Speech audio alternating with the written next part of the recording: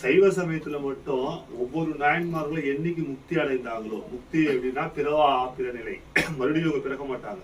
பிறகுது ஒரு பெரிய விஷயமா, நாய் கூட தான் பிறகுது, பல்லி பிறகுது, புழு பிறகுது, 7 நாள் வாழக்கூடிய கொசு பிறக்குது, ஒரே நாள் வாழ்ந்து செத்து போற ஈசல் பிறக்குது.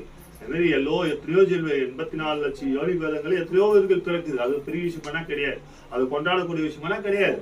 அப்ப எதை கொண்டாடணும்னா, பிறவி அறுக்குது, மீண்டும் பிறவாம இருக்கிற விஷயம்தான் முக்தி. அந்த முக்திய இவங்க எப்படி அடைஞ்சாங்க அப்படின்னாக்கா, இவங்க குழந்தையிலா புனிதவதியார் என்ற பேர்ல காரைக்கால்ல பிறந்தாங்க. காரைக்கால்ல புனிதவதியார் என்ற பேர்ல பிறந்து வளர்ந்தாங்க.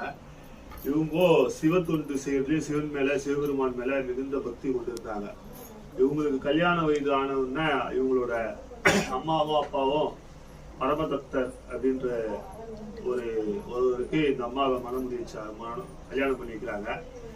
கல்யாணம் பண்ணி வச்ச உடனே இவங்களோட அந்த புனிதத்தன்மையை நிலைநாட்டி இது வெளிப்படுத்தணுன்றதுக்காக சிவபெருமான் என்ன பண்றாருன்னா, இவங்களை சோதிக்கிறதுக்காகவும் அதே நேரத்தில் இவங்க எவ்வளவு பெரிய அடியார், எவ்வளவு பெரிய சிவபக்தர் அப்படின்ட்டு உலக மக்களுக்கு அறிவிக்கணும் அப்படின்னா ஒரு திருவிளையாடல் பண்றாரு சிவபெருமான். என்ன திருவிளையாடல் பண்றாருன்னா, ஒரு நாள் பரமதத்தர் என்ன பண்றாருன்னா, இவங்களோட கணவன் பரமதத்தர் என்ன பண்றாருன்னா, அவர் பெரிய ஜமீன், அதாவது ஜமீன்னா ஒரு பெரிய பணக்கார வீட்டு இதுல அவங்களுக்கு நிறைய தோட்டத்துறவுலாம் உண்டு. அப்போ அந்த தோட்டத்துறவுல வேலை செய்யறவங்களை கண்காணிக்கிறதுக்காக இவர் போறாரு. அப்போ இவரோட ஒரு இடத்துல போறாரு. இவரை பார்த்துட்டு ஒருத்தர் என்ன பண்றாருன்னா, 2 மாம்பழங்களை எடுத்து கொடுக்குறாரு. சுவாமி, நம்ம தோட்டத்துல வந்த மாம்பழம், இதை நீங்க சாப்பிடணும்னு ஆசைப்படுறேன் அப்படின்ட்டு. அவர் வாங்கி ஒரு வேலையாளர்கிட்ட கொடுத்து, என்னோட மனைவி வீட்டுல கொடுத்துருப்பா அப்படின்னு சொல்லிட்டு கொடுத்து அனுப்புறாங்க.